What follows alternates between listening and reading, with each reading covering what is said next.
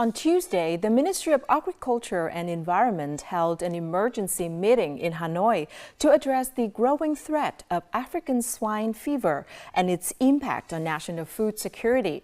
According to the ministry, the virus remains active in nearly 250 outbreak sites across 20 provinces and cities, all reported within the past 21 days. Nearly 20,000 pigs have been infected, with close to 20,300 animals dead or culled as part of containment measures. With new outbreaks continuing to emerge, officials stressed the urgent need for coordinated response efforts to prevent further losses and ensure a stable supply of pork for the rest of the year. African swine fever is no longer the same. It has evolved into genotype 1 and 2. We are working with businesses to develop a new vaccine that can disrupt the genetic code of the mutated virus.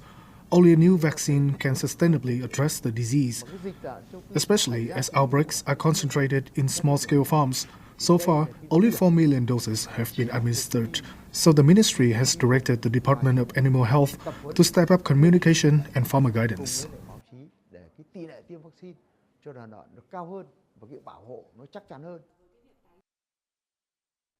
And to this day, African swine fever continues to spread across more than 50 countries worldwide, affecting regions in Africa, the Americas, Asia, and Europe. Both farmed and wild pig populations have been hit hard, with hundreds of millions of animals lost and severe economic damage reported.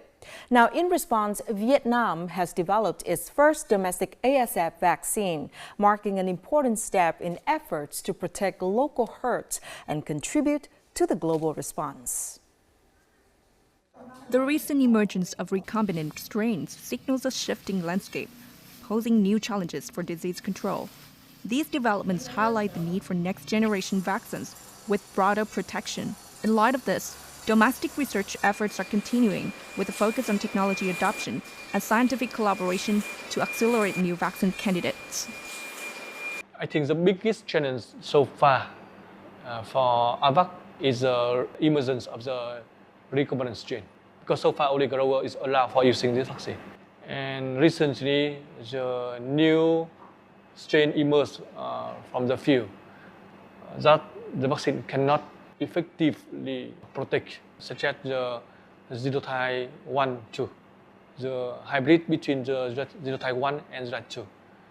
We already published information in the journal to show that the AVAC vaccine is not effectively prevent the disease caused by that recombinant strain. And that's why in the future we'll have to develop a new vaccine. We can cover major strain genotype 2 and the recombinant strain genotype 1, 2. And joining us now is Dr. Anna Lacasta, senior scientist at the International Livestock Research Institute, who will be sharing valuable insights on the new ASF vaccine guidelines and Vietnam's pioneering role in this field. Hello, Dr. Anna. First question for you. What were the main challenges that vaccine producers had to face before a global guidelines for ASF vaccines were released?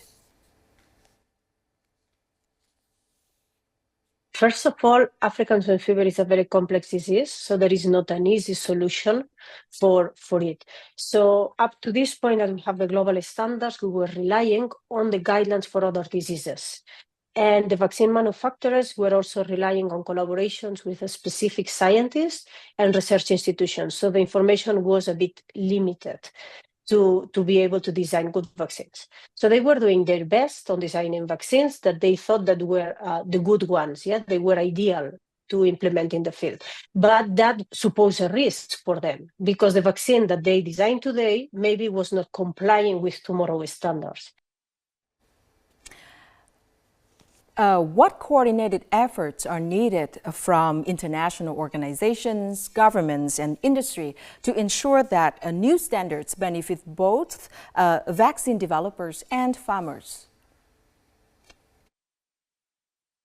So as you will very well know, fighting ASF, it has to be a global effort because there is still a lot not known. So we need to involve all the key actors like World Organization for Animal Health, FAO, governments, policymakers, research institutions, and many others.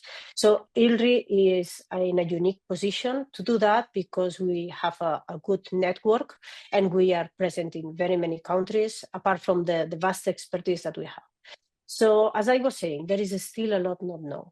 So we are learning a lot from the Vietnam experience. In your country, you have implemented a vaccine from Nabetco and also AVAC.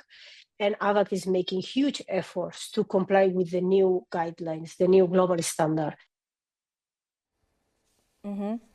So with this new achievement and milestone of Vietnamese vaccine producers, what does it mean for the global vaccine industry?